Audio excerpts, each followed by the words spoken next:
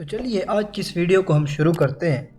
आज की इस वीडियो में हम स्टेटमेंट टर्मिनेटर और कमेंट्स को सीखेंगे। तो स्टेटमेंट टर्मिनेटर से शुरू करते हैं। स्टेटमेंट टर्मिनेटर को हम तब इस्तेमाल करते हैं जब हमने कंपाइलर को बताना हो कि हमने जो कोड ऑफ लाइन लिखा है हमने इसको ख़त्म कर दिया है। और इसके लिए जो हम सिंबल इस्तेमाल करते हैं वो हम सेमी कॉलन का सिंबल इस्तेमाल करते हैं जिसकी शक्ल होती है इस किस्म की।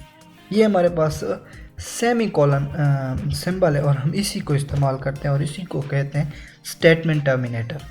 मिसाल के तौर पर अगर मैंने कोई कोड ऑफ लाइन लिखी है और मैं कंपाइलर को ये बताना चाहता हूँ कि मैंने इसको ख़त्म कर दिया है कुछ इस तरीके से, तो मैं क्या करता हूँ, मैं यहाँ पर कोई ना कोई अलामत तो लगानी है, तो मैं यहाँ पर लगाऊंगा स्टेटमेंट टर्मिनेटर। अब कंपाइलर ने इसको अंडरस्टैंड कर लिया है कि हमने जो कोड लिखा है हमने इसको ख़त्म कर दिया है, तो इसके लिए ये हमारे पास इस्तेमाल होता है जिसको हम स्टेटमेंट टर्मिनेटर कहते हैं।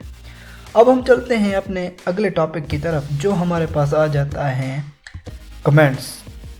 बेसिकली कमेंट्स की दो टाइप्स हैं, single line comments and multiple lines comments. अगर हम सिंगल लाइन कमेंट की बात करें तो कमेंट जो होता है बुनियादी तौर पर कमेंट हिंट के लिए इस्तेमाल होता है। हिंट क्या?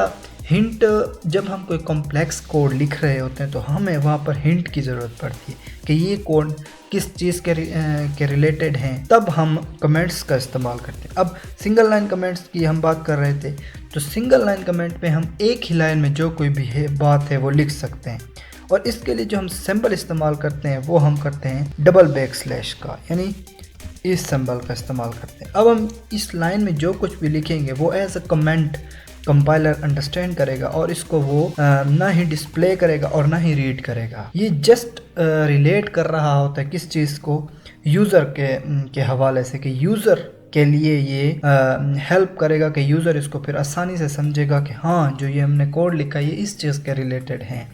अब मैं यहाँ पर कोई चीज़ भी लिख सकता हूँ, जो भी लिखूँगा कंपाइलर उसको अंडरस्टैंड नहीं करेगा। अब जो हमारे पास दूसरी टाइप है कमेंट्स की वो हमारे पास है कौन सी? Multi line comments.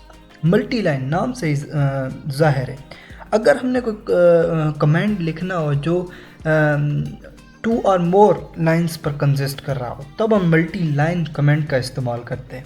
इसके लिए हम बैक स्लैश और एस्ट्रिक का इस्तेमाल करते हैं। कुछ इस तरीके का स्ट्रक्चर बन जाता है इसका सिंटैक्स, और फिर हम क्या करते हैं इसके दरमियान जो भी कमेंट करना हो हम इसमें कर सकते हैं, जिसको फिर जो हमारा कंपाइलर होगा वो अंडरस्टैंड नहीं करेगा, वो जस्ट इसको क्या करेगा, इग्नोर कर देगा। लेकिन ये फिर जो प्रोग्राम लिख रहा होगा उसके लिए हेल्पफुल होगा कि वो इसको देखकर समझ सकेगा कि जो इसके नीचे कोड लिखा हुआ है वो किस चीज़ के रिलेटेड है, तो इसलिए हम इसको इस्तेमाल करते हैं।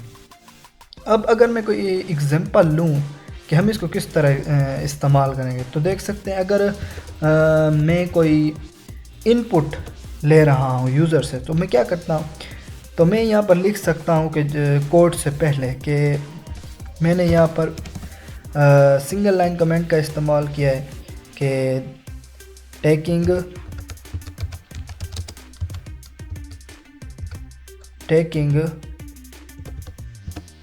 Input from user.